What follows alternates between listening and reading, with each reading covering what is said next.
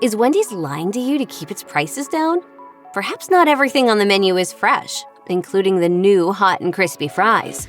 And then, of course, there's the chili. We've got all the cost-cutting secrets coming up. Lower prices incentivize consumers to buy more. Think of it this way. You won't stop at a gourmet restaurant every day if you're keeping to a strict budget. But spending a couple of bucks on a burger and fries once a day doesn't seem awful. It's a fairly affordable luxury, and you can get a lot more $2 burgers than $20 steaks. As long as the restaurant makes more than the cost of the burger, the system works. Even low profit margins translate to big profits when customers buy enough. Wendy's doesn't need you to pay $20 for a burger once a month if you buy 10 cheaper burgers over 4 weeks. It's all about the scale. To be fair, Wendy's doesn't offer a dollar menu anymore, but their value meals and menu items follow the same principle. If you can convince a lot of people to buy a lot of a cheap product, nibbles of profit turn into a full meal.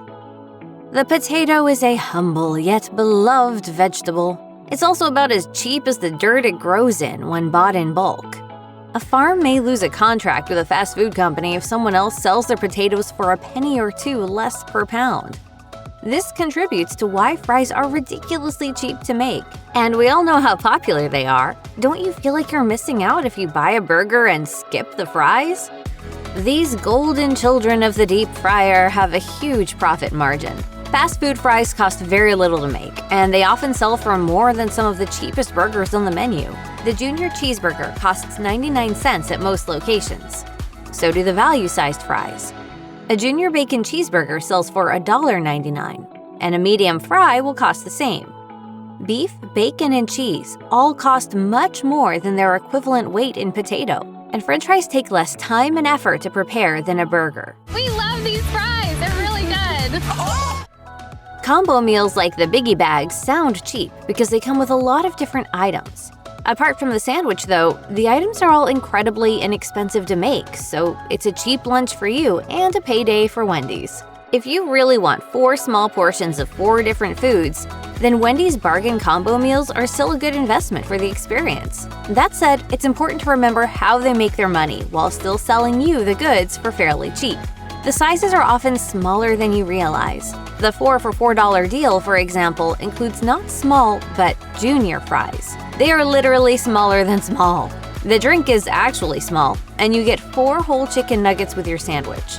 Remember the golden rule of restaurants, which is that soft drinks have a huge profit margin, even when sold for less than the a la carte price. The Biggie Bag costs $1 more than the 4 for $4 deal and delivers extra meat on your sandwich along with a small fry. You may get more food, but Wendy's profits more from that extra dollar than you may realize. It's still a bargain meal, but it has major benefits for Wendy's too. The average hourly rate for a Wendy's employee is under $10 per hour, according to PayScale. While managing positions bring home bigger paychecks, you earn over $15 an hour. Plus, there are fewer managers compared to cashiers and cooks.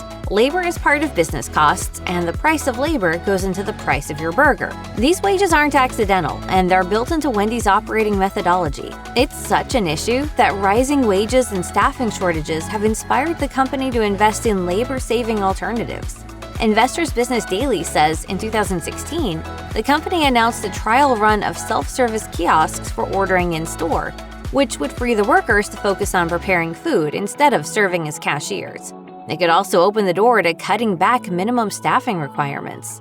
Essentially, Wendy's makes cheap food through cheap labor, and that cheap labor is so important to their business model that they're paying for new technology to counteract rising labor costs. Leftovers are great. The week after a major holiday is like living reruns of a fantastic dinner. Maybe your parents even use leftovers to make other dishes. After all, leftovers are the heart and soul of the American casserole. We've all had them. And if you enjoy Wendy's chili, you may like leftovers even more than you realized.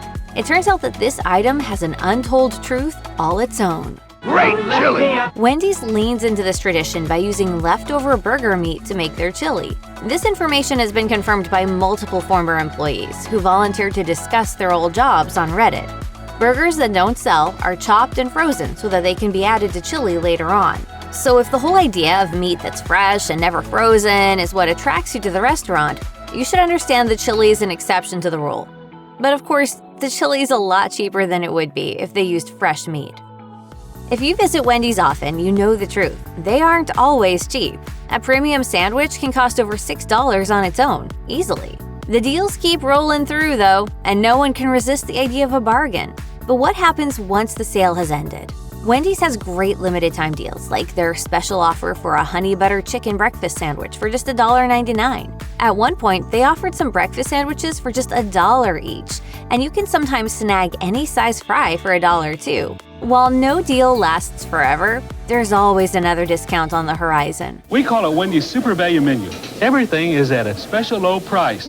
These sales don't just save you money, they help boost Wendy's revenue. First, the bargain convinces you to stop at Wendy's and make an initial purchase. If you like what you eat, you may go multiple times to take advantage of the offer. And you probably aren't going to buy a lonely $1 fry without another item to keep it company. When the deal ends, do you refuse to eat Wendy's breakfast sandwiches ever again? Doubtful. You tried it because it was cheap, and if you liked it, you'll probably splurge on it again at a later date for a higher rate. We know the beef isn't frozen before it goes on a sandwich, but Wendy's doesn't make all of its food from scratch, despite the pretty pictures of fresh ingredients in their ads. The lemonade, for instance, is not a fresh squeezed brew put together from whole fruit in each restaurant's kitchen. A TikTok user filmed the actual process, and the only potential fruit was in the puree, added for the strawberry variation. According to the video, employees add Hubert's lemonade base mix to a literal bucket of tap water, stir it up, and add flavored syrups to individual cups for additional flavor options. You may have tried a powdered lemonade mix with tap water at home. It isn't dangerous or unsanitary, but you should understand that one of the reasons Wendy's is cheaper than a local boutique restaurant that makes its lemonade from scratch is that, well, Wendy's takes the prepackaged path. Most of your soft drink is water, and the syrup and carbonation come cheap. It's a well-known fact that restaurant soda costs the customer far more than it costs the restaurant to provide, which makes a drink menu a boon for any Wendy's. You may not realize a small soda costs more than the cheapest cheeseburger either. That gives other products that cost more to make, like a burger, a little wiggle room. Because if the customer buys a drink with their cheap burger, Wendy's still wins. Even more importantly, the consistent profit margin of soft drinks supports all those bargains that Wendy's is so well known for. It's part of loss leader strategy, which draws customers away from competitors with a cheaper version of a product. In short, the value menu woos the frugal customers, and the marked-up soft drinks make the money. The in-store counter may be the smiling face of Wendy's, but its lifeblood pumps through the drive-thru. Speed and volume is the key to profit in the fast food industry, and if you've ever been stuck in a slow drive-thru, you instinctively know it isn't functioning the way it should. These lanes are for speed, and when the team inside is equipped to do their jobs well, they bring the money flying through the order window. The same principles that govern cheap burgers work here too. Drive-thrus help keep food cheap by increasing sales by volume. A lot of cheap food sold with a low profit margin can make big bucks when you sell enough of it. The same principle lowers the pressure on individual customers to shell out, because someone ahead or behind the bargain shopper will choose premium items. It's so important to their business model, they're considering drive-thru only locations. The big selling point for Wendy's new hot and crispy fries is that they're a better product for the consumer. It isn't a big deal for restaurants to release food that tastes better for their customers, but there's some particular wording you should note. These fries aren't just hotter and crispier fresh out of the fryer. They are designed to stay hot and crispy for 30 minutes. You want fries with that? You want fries with that? Want fries with that? This is a strange brag for a company that likes to talk about how fresh all of its food is. How does this make Wendy's food cheaper? The new fries could potentially cut down how many they have to throw away. It's a strategy that aims to work around the fact that fries may not be terribly fresh. If they taste better longer, they have more time to wait. Check out one of our newest videos right here. Plus, even more mashed videos about your favorite stuff are coming soon. Subscribe to our YouTube channel and hit the bell so you don't miss a single one.